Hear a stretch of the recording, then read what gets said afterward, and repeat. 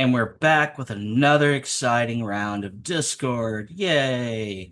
But before we get into that, if you're wondering what the illustration is behind me, if this lady didn't give it away, it's Alice in Wonderland, Queen of Hearts. So without further ado, we're going to jump right into the screen share. And today we are going to be going over some font sizing and some other cosmetics for yourself. So we're sharing, we bringing up the Discord. And for just a quick recap, we're going to go in the bottom left with the user settings again, the cogwheel, flower petal, the sun if you stare into it. Again, don't stare into the sun, people. And we're just going to go right into profiles first. So you probably logged in and registered with your username, whatever that might have been, but here you can change it. So if you wanted to be, I don't know, Ginny Bee, the book shepherd, you totally could change your secret identity or keep your secret identity protected, depending on the case. You can add your pronouns, you can change your little avatar. For those who don't understand what an avatar is, mine's the little shepherd dude who sort of looks like me with way too many books and a sheep. Yay, sheep. You can add some decoration and stuff. I don't bother with that. Change the nameplate, profile effects, the little banner colors, the little outline here. You can write yourself a little bio. Sure, I've never added one before. Let's do it. I like books. No, wait, we could do better. We could do so much better. I like big books, and I cannot lie. You other booksellers can't deny. Look how clever I am. Okay, we're not keeping that. That was terrible. I'll go back to my book corner. Um, you can do a little server tag thing. There's a couple of little badges that go along with this, mainly game related. You can make yourself really goofy with some of these nitro options. I'm not messing with any of that. That's too much nonsense for me. And you can change the theme color, really loud glass pack car, cool animations and all kinds of things. Afterwards, you want to save your changes here. And yeah, that's pretty much it. So we'll close out of this. I don't think we're going to keep anything. No, go away. Go. Somebody on here has some fun things. This guy. So see how busy his little profile is when you click on him? That's his personal preference. He probably likes all that stuff. Me, I don't care for it too much. But let's hop back in to settings. And now we're going to dive right into fonts and stuff.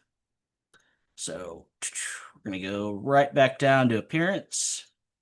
This is the same setting where I blinded myself with the light color, if you don't remember from the last video. But if we scroll on down here, you can change the application icon if you so choose. I'm just keeping defaults because I'm defaulted to simplicity, and I'm a simple man. UI density, just the space between server channel and member list. Again, it's a cosmetic thing. So I have mine selected spacious. So let's look at a before and after real quick. So spacious, that's referring to this. So if I jump back into it, and we're going to scroll back down. And I wanted something, I don't know, more compact, like this. Oh, I don't think I hit save. Silly me. Always remember to hit save. Just like Windows 1999. Appearance. There we go. And we're scrolling. Uh, where'd he go? Oh, I passed it. Haha. So compact. Let's see what default is. Oh, we get an example over here. I didn't even need to go out. Look at that. So compact, default, and spacious. So we're going to keep it at spacious because that's what I like. I keep it by the default on the message display. So if you did compact, that's what it would look like. And yeah, I still like mine better. Anyway, so keep the space between messaging groups. I have mine at 16 here, but if we wanted it a little bit more simple, um, Let's see what for. Well, we need before and after, don't we? So close. That's before. Going back into appearance. We scrolling down. And let's just make it, I don't know, whatever this 4 is. See what it does. I don't know what it did, so probably useless. So we're going to skip that one. And back into appearance, scrolling on down. Changing it back to 16, although probably unnecessary. Now, the scaling, which is the font color, is probably one that you want. I have mine at 16 here, but let's say I wanted it really big, like gigantically big. Jack and the Beanstalk level big. 24. Let's see what it does. This is so big. So let's go into something with some communication. This is gigantic.